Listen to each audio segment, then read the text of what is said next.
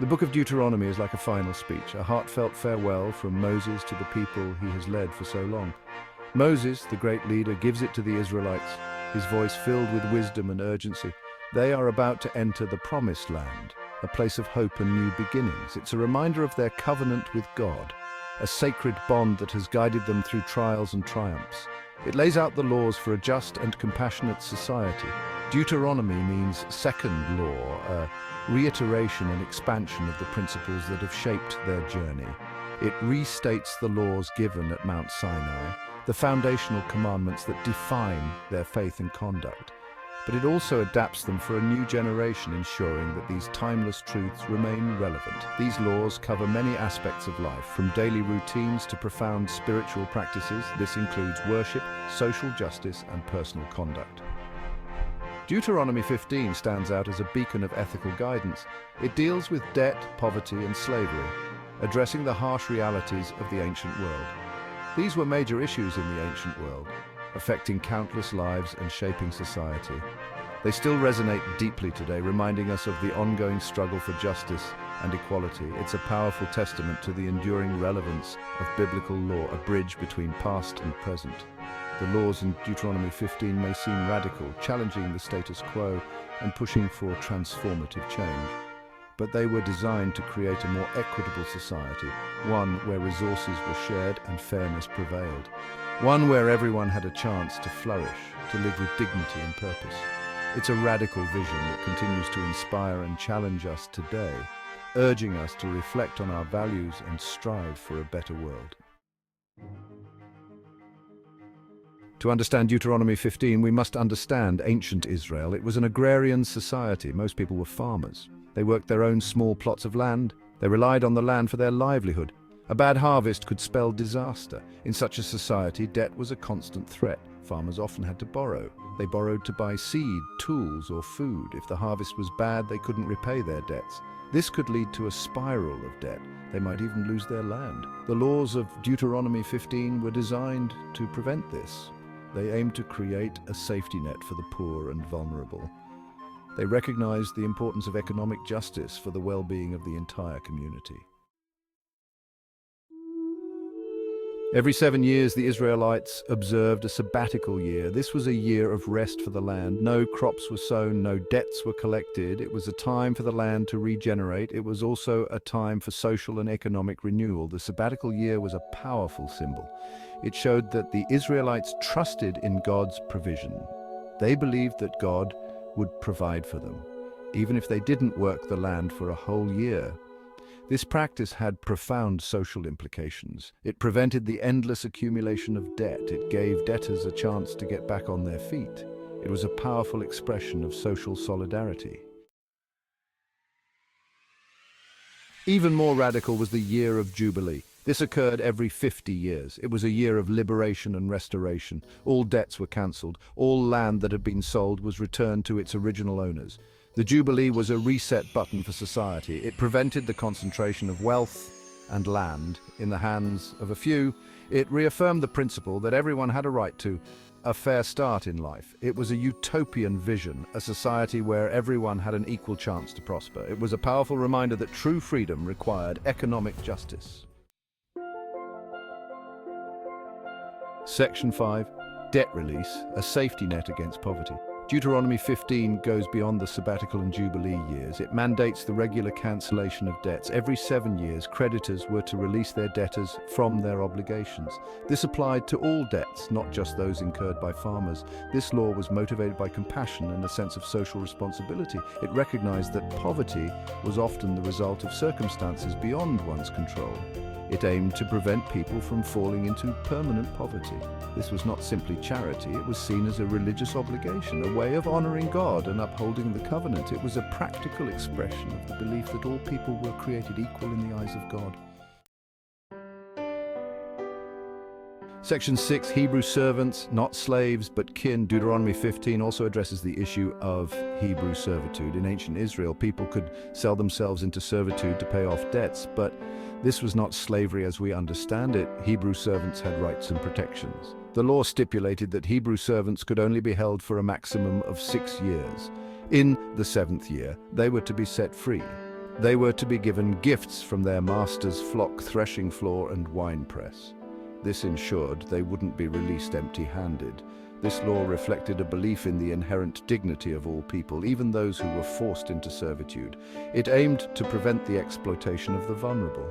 It sought to maintain a sense of community and kinship, even within economic relationships. Section 7. The firstborn of animals, a reminder of God's provision. This section highlights the importance of recognizing and honoring God's blessings through the dedication of the firstborn animals. Deuteronomy 15 also includes a law about the firstborn of animals. This law was a significant part of the Israelites' covenant with God, emphasizing their dependence on His provision. The firstborn male of all clean animals was to be dedicated to the Lord. This dedication was a way to show gratitude and acknowledge that all blessings come from Him. This could be a calf, lamb, or kid. These animals were considered valuable and represented the best of what the flock had to offer. The animal was to be sacrificed at the sanctuary. This act of sacrifice was a solemn and sacred ritual, symbolizing the people's devotion and obedience to God. Then it was shared in a communal meal. This meal was not just a physical nourishment, but also a spiritual one, bringing the community together in unity and faith. This law served as a reminder of God's provision. It was a constant reminder that everything they had, from their flocks to their fields, was a gift from God. The firstborn animal was considered the best of the flock. Offering the best to God was a way of showing reverence and acknowledging His supreme authority. Offering it to God was a way of acknowledging His blessings. It was a tangible expression of their faith and trust in His continued provision. It was also a way of thanking Him for the abundance of the land. The land's fertility and the prosperity of their flocks were seen as direct blessings from God. The communal meal that followed the sacrifice reinforced the bonds of community. It was a time for the people to come together, share their blessings, and strengthen their communal ties. It was a time for celebration and thanksgiving. These gatherings were filled with joy, music, and shared stories of God's goodness. It was a reminder that everyone shared in God's blessings. No one was left out, and everyone had a part in the communal celebration, reinforcing the idea of unity and shared prosperity. Section 8. Echoes of Deuteronomy in modern times. The laws of Deuteronomy 15 may seem like relics of a distant past, but they contain principles that are still relevant today. These include the importance of economic justice, the need for a safety net for the poor, and the recognition of the inherent dignity of all people. These principles are reflected in many modern economic ideas and practices. Examples include debt relief programs, progressive taxation, and the minimum wage.